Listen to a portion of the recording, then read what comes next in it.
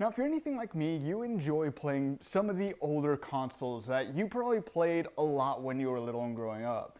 For example, consoles like the NES, the Wii, GameCube, the various Sega systems, or in my personal case, one of my favorite go-tos was the DS, and that was for a lot of different reasons. But one of the big challenges is actually recreating that same feeling that you used to have, actually playing those games as you did when you were a kid. Well, EmuVR actually aims to try and recreate that feeling by dropping you into some kind of room. As you can see, here's the defaults, and allowing for you to hook up any console that you would like up to a virtual screen and play those consoles exactly as you would in the form of emulation. And for the most part, it actually works surprisingly well. I have this running on a Valve Index, as you can see. And overall, it's a pretty simple and straightforward setup. So in this video, I'm gonna walk you through how I got this set up, how simple it was, and some of my mixed feelings about how well this overall went. But before we jump to that, if you enjoyed this video and want to see more just like this one, be sure to like and subscribe button down below. And with that, let's jump right into the video. So this is kind of it. This is the EmuVR emulator, I suppose. Now, just for clarification, this does actually cover a very large number of different emulators. It also covers a very large number of headsets. They actually list quite a few of them here on their website. You can actually see here that in terms of emulators itself, headsets itself, it does support the Rift, it does support the Quest through various links to the PC. As far as I'm aware, this doesn't actually work on Quest standalone, as well as Index, Vive, Windows Mixed Reality, and it also runs on just a standard 2E monitor. It'll just kind of drop you into a scene on your monitor. They also cover a very large number of different emulators. They list a lot of them here. It says that it uses RetroArch, so my assumption is that so long as RetroArch supports it, then you can run it here in EmuVR. Now, I haven't even done anything so far in terms of actually setting this up. All I've done is actually extracted this folder, and supposedly this setup should be pretty simple. I've looked through some of the basic installation, and from what I understand, we basically just drop a few folders here in the, or we drop a few ROMs in the game section here. We run this game scanner, and assuming that my assumption is correct, once we drop those ROMs in, then it should just automatically appear in EmuVR. So let's go ahead and give that a shot. I have some ROMs here we can try. Please download. Oh, okay, so it does look like there's a second step to this. It looks like I do actually have to install RetroArch. Please download RetroArch. Okay, so and unfortunately they do have like a guide and everything that you can use in order to set this up. So RetroArch, it's saying version 1.7.5, and extract the contents to EmuVR version .7z. RetroArch patch for EmuVR applied successfully. Now, if you're running this to, okay. So then, there we go. So now we can supposedly get a bunch of these running. So I have a few games here. So we'll do N64. Oh, and it automatically picked up to what kind of ROMs I'm going to be running here too. Let's also do NES. And supposedly it said Wii. I wanted to know how well Wii games would actually run on here. I do have a few here, as you can see, that we're going to try. It did also list, if I recall, the DS, I believe, in the list of supported games as well, which is why I also added in a few DS and 3DS games as well. Supposedly it'll work. I'm not sure if it actually will. Okay, so I've added in a bunch of different games here. As you can see, everything is all handled. It picked up pretty much all my folders. It looks like I set it up set up the games folder correctly, and then I did have to transfer all the RetroArch into a folder that's actually called RetroArch. So you do need to actually create this folder. It wasn't automatically there. So and then I guess we just kind of. So I did actually go through, setup's pretty simple. We simply create a folder called RetroArch. We do need to extract RetroArch into that folder. And then there's a game scanner. It automatically seemed to pick up my games as soon as I selected the folder, and it automatically detected what game was supposed to be running for each one as well. And then just download missing cores. It looks like I do also have to scan as well. And then supposedly everything will work. We'll find out once we're actually in EmuVR to see how everything works. And all that was pretty simple. That took me like under 5 minutes to do everything here. It was all very simple, very straightforward, and just easy to do. So I'm going to close out that, and I think EmuVR is ready to go. So I think at this point, the only thing that needs to be done is I need to go and boot up my headset and give this a test run to see how this all functions. So I've spent a little bit of time trying to figure out how to get this to work. I think I finally figured it out. So it looks like somehow I'm supposed to be able to select on the TV. From what I can gather, it's some combination of the trigger and then pressing one of these buttons. One of them seems to just select the TV. I'm not really sure what that does. One of them seems to actually select it so that way I can actually use it. I'm a little confused as to how I'm getting that to work, but it seems to be working. But yeah, it works. We got NES running here. Right now I'm doing Castlevania here, and it seems to be working just fine. I'm not running into any issues or anything like that. Everything seems to be working just fine.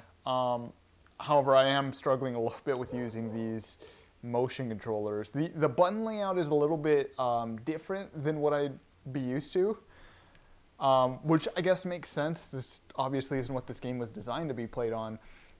It seems like I have a D-pad here, and then we've got start and select from what I can gather, and then A and B over here is what I'm gathering. And it seems to be working though. I'm liking the way that this is playing. It's playing really well. Oh, shoot. All right, so I finished with the NES over there, and I realized my camera wasn't recording. It stopped recording like 2 minutes in, so I didn't end up really getting much over there. But I moved on to the N64, and you can actually see this is working very, very well. This is running Doom right now, and it seems to be working just well. And this is like overall very easy to use. Like you can see, I can unplug and then replug in the cable there. And then the same thing for the N64. I can just hit the power button, which is honestly really nice. Now to control, I figured I was like, I point at it with the trigger, and then my lower button seems to. I'm still trying to figure out how to disconnect from it, and I'm also still trying to figure out the controls, because these controls are obviously very weird. These aren't the controls that are meant to be used. I'm trying to figure out how to do the N64 one. From what I've figured out, it's the grip. We got like the grip, these two. Yeah, it's like some very weird combination here that I'm honestly not entirely sure I like. And obviously I'm not very good at this, at Doom anyways. Grip to shoot, grip to shoot. Did I get him? No. Hold on. There we go. Okay. Anyways, you kind of get the idea that this is obviously working, and working very well. Now I'm still trying to figure out how to actually like disconnect from it. I did manage to at some point. I think it's some combination of buttons in order to disconnect. Oh, I died. Let me see. Is it? Oh, there we go. Okay, I think it's pressing in on both thumbsticks, does it? So let's actually try. I want to try something else too. All right, so we've tried some of the games that actually work very well, and some of the emulators that work very well. I want to move on to something that's going to be a little bit more interesting. This is actually a DS, and I actually have no earthly idea how well this is going to function. Oh wow, actually, that works a lot better than I expected. This is actually Harry Potter on DS. This brings back so many memories. I played this game like crazy growing up. I was a huge Harry Potter fan growing up. Uh, so, oh wow, I'm genuinely surprised that this works at all. Oh man. I don't know that I like this specific layout because its thumbstick is to move around on the touchpad, and then it's it's like the pill is to actually press. I feel like it would make more sense if trigger was to press, especially for a game like this in the intro sequence where you're supposed to have like a lot faster reaction there. There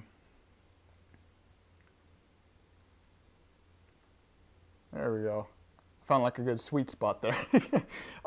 Yeah, I definitely think it would be better. I don't know if the buttons can be remapped or not.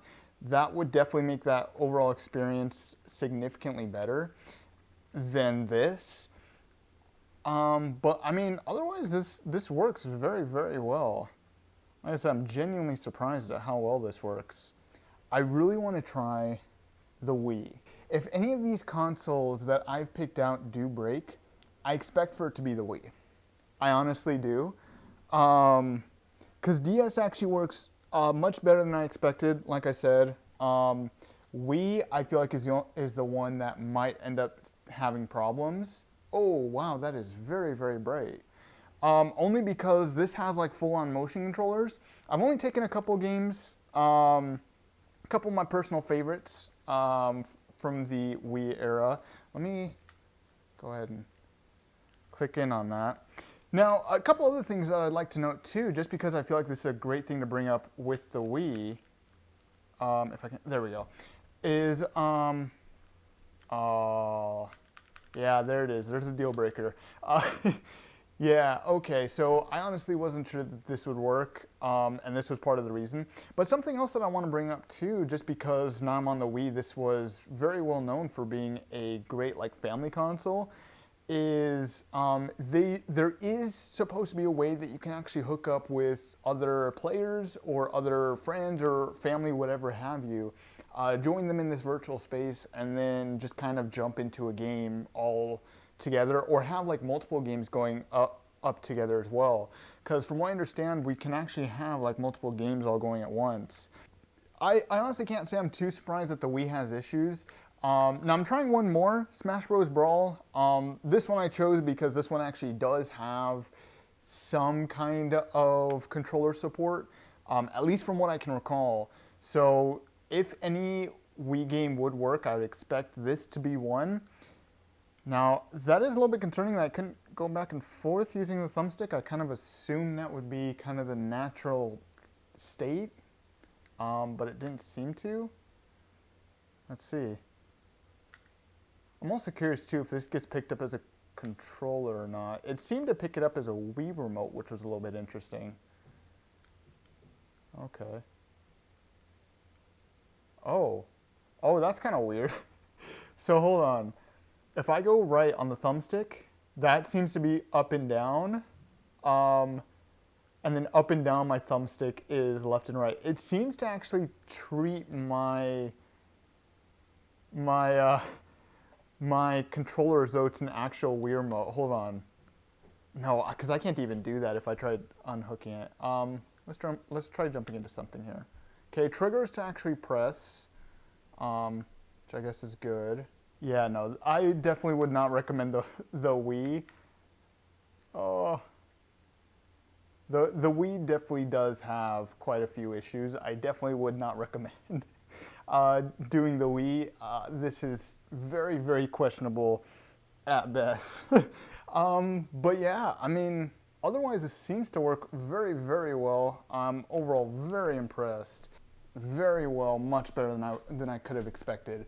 I think I've gone through most of the systems that that I wanted to go through. I think the only one I didn't touch on was Game Boy.